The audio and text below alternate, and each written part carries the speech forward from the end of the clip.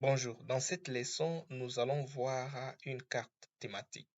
Nous allons découvrir c'est quoi une carte thématique, quelle est son importance, quelles sont les données qui sont représentées sur cette carte et ensuite quels sont les différents types de cartes thématiques que l'on distingue et nous allons vous donner des conseils sur comment créer cette carte thématique. Alors, d'abord, nous devrions savoir c'est quoi une carte thématique. Une carte thématique, c'est tout simplement une carte qui représente sur un plan une variable ou un phénomène donné afin d'illustrer à travers une sémiologie graphique sa répartition spatiale et cela de façon quantitative ou qualitative. Alors, c'est quoi l'importance de créer une carte thématique? En fait, toutes les cartes sont élaborées dans l'objectif de représenter l'information et de mieux la communiquer. Mais le problème, c'est que avec nos cartes conventionnelles, il est assez difficile d'exprimer de façon simple et rapide une idée ou voilà, repérer un phénomène quelconque. La carte thématique nous permet donc de fournir des informations générales sur la répartition d'un phénomène ou d'une donnée à un seul coup d'œil. Nous saurons tout à fait repérer les phénomènes ou tout à fait cerner voilà, les phénomènes que nous sommes en train d'étudier. En fait, elle permet de ressortir ce qui n'était pas directement décelable sur une carte normale. Alors, les informations que l'on représente sur une voilà, carte thématique sont de deux types. Il peut s'agir des informations quantitatives ou des informations qualitatives. Qui dit information qualitative euh, réfère à la nomination. Donc, une information qualitative, c'est une information qui représente les différentes natures d'objets ou du phénomène. Par exemple, si nous avons une carte géologique, ça veut dire euh, sur cette carte, on devrait être en mesure de repérer les différentes lithologies qui sont géospatialement réparties donc, la couche de grès, la couche de calcaire, la couche d'échelle et que sais-je encore. Donc, vous verrez que sur cette carte, on est en train de nommer les différentes variables qui sont représentées sur cette carte. Alors, à l'inverse, une carte qualitative, elle, c'est une carte qui indique la variation des quantités d'une donnée. Alors, cette variation peut se rapporter à la quantité, plutôt à la densité. Ça veut dire qu'on va voir la densité d'une population, par exemple, la densité, bien sûr, de langue parlée, etc. Elle peut se référer à la proportion. Dans le cadre d'une carte géochimique, on peut, par exemple, représenter la proportion euh, d'un élément chimique dans les sols répartis selon les différentes entités géographiques. Vous avez, par exemple, le pourcentage. Vous avez aussi les tendances ou l'ordre un peu comme c'est énuméré dans cet exemple, vous avez la variation des taux de chômage. La carte suivante représente tout simplement voilà, cette variation, n'est-ce pas, des taux de chômage par rapport aux différentes entités. Et la carte thématique que voici les ressort en variant tout simplement l'intensité de la couleur verte. Donc, d'un seul coup d'œil, on peut tout à fait identifier, voilà, la partie de la carte qui est caractérisée par le taux de chômage élevé. Alors, quels sont les différentes voilà, éléments qui nous permettent d'identifier d'un seul coup d'œil ces différences, vous avez premièrement la taille des éléments. Donc, comme les montre cette image, ces éléments peuvent être des différents types géographiques. Ça peut être des points, ça peut être des lignes, ça peut être évidemment des surfaces.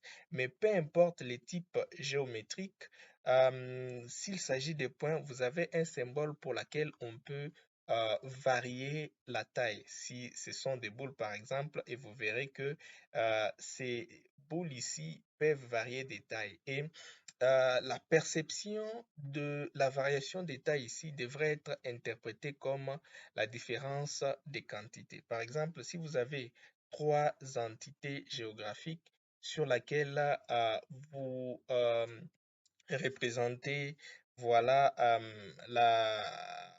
donc les nombres d'habitants pour chaque entité.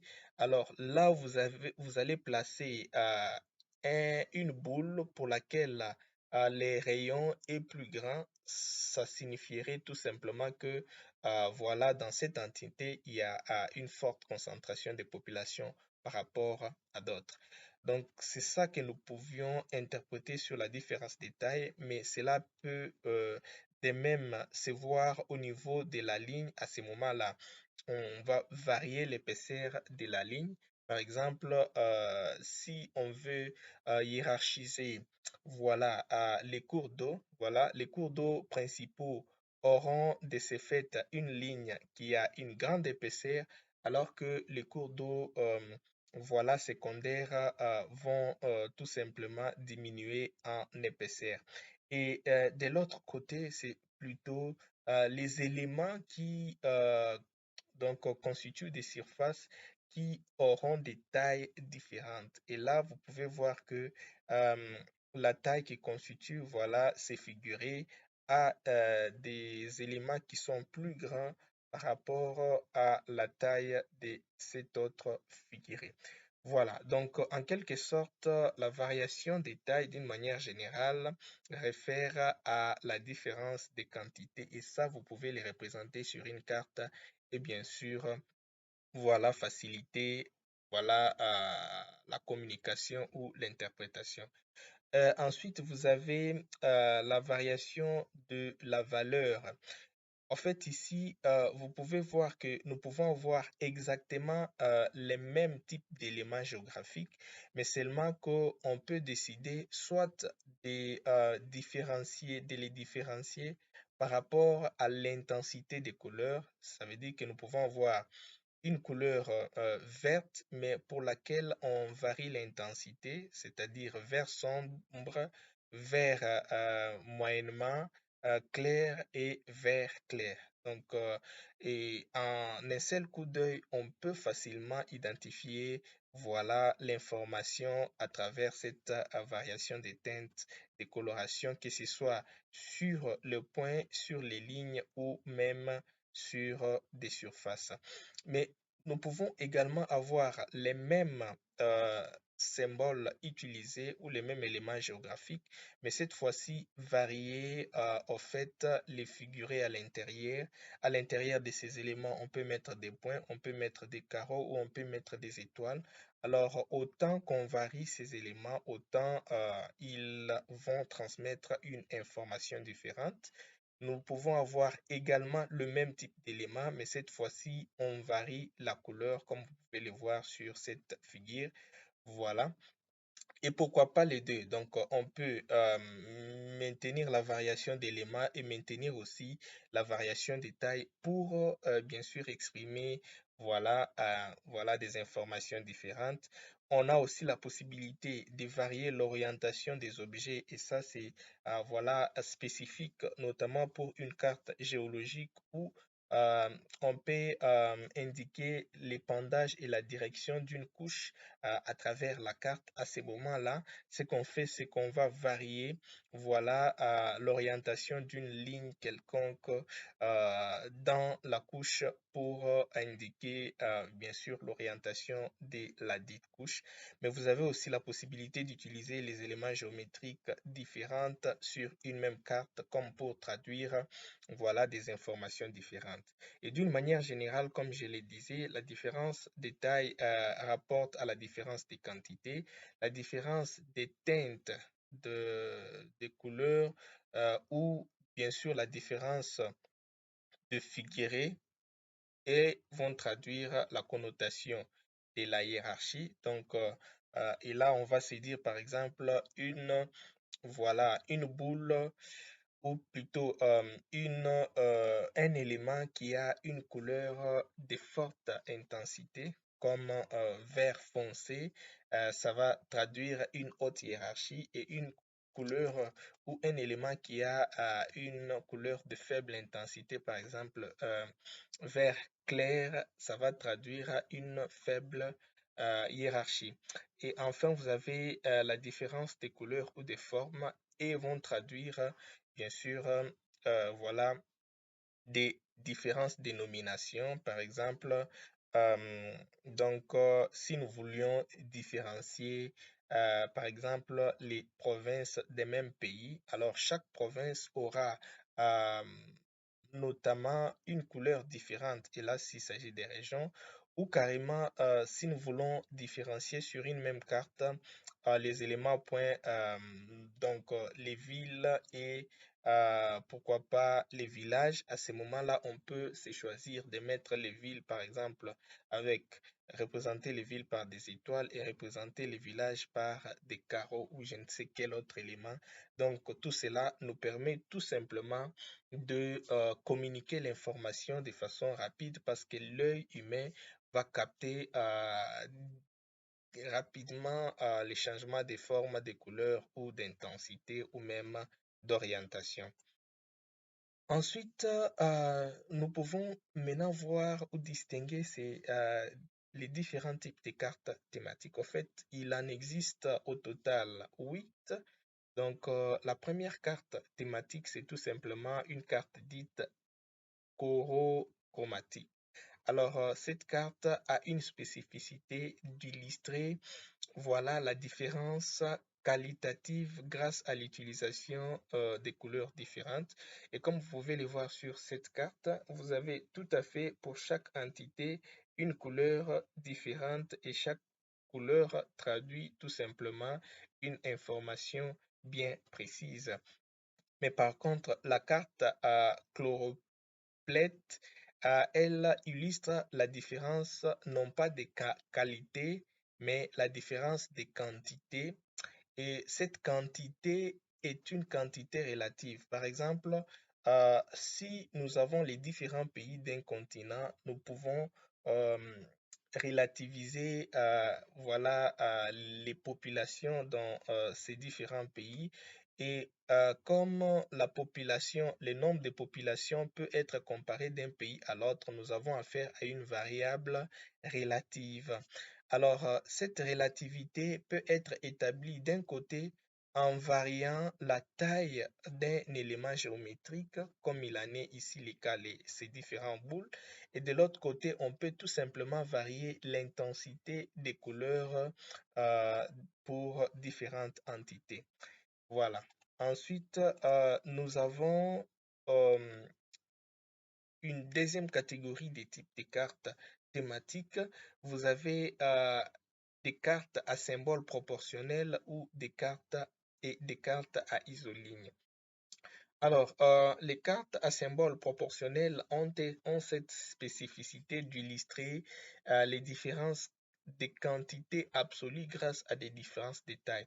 En fait, vous vous souviendrez que, voilà, pour la carte précédente qu'on a qualifiée de carte chlorophlète, nous avons dit que ça illustrait la différence des quantités, mais des quantités relatives. Par contre, ici, nous avons affaire à la différence des quantités absolues. Et ces quantités absolues va se référer à une même variable, voilà, à une même variable et voilà, cette variable peut être différenciée, n'est-ce pas, par la différence des tailles. Et de l'autre côté, vous avez tout à fait la carte à isoligne qui généralement identifie la différence entre les valeurs absolues ou relatives sur une surface perçue comme une continuité. En fait, ici, on va bien sûr établir une différence entre les différentes euh, entités représentées sur la carte, mais en variant progressivement. Donc, comme vous pouvez le voir ici, vous avez une couleur verte foncée qui traduit une valeur inférieure, mais de plus en plus, voilà, la couleur diminue et bien sûr, la valeur représentée sur la carte va augmenter et on peut même changer de couleur. Et voilà, cette carte est généralement aussi utilisée pour l'élaboration de la carte topographique sur laquelle on peut tout à fait montrer comment l'altitude varie d'un lieu à l'autre juste par la variation de l'intensité de la couleur. Ensuite, nous avons des autres types de cartes thématiques très intéressantes. Nous avons des cartes à diagramme et des cartes de flux. En fait, des cartes à diagramme permet bien sûr de repérer l'information à un point spécifique avec l'illustration des diagrammes qui vont bien sûr diversifier l'information. Ça veut dire que euh, pour une seule carte, nous pouvons avoir plusieurs provinces, par exemple. Alors, si l'on veut avoir sur une province, par exemple,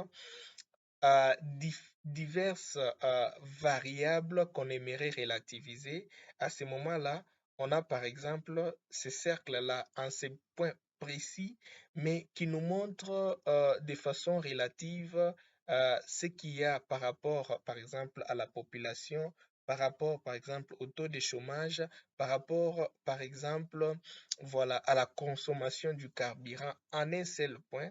Et chaque fois qu'on retrouvera en fait, chartes graphiques sur un point, on aura tout à fait les informations adéquates à travers cette répartition des couleurs.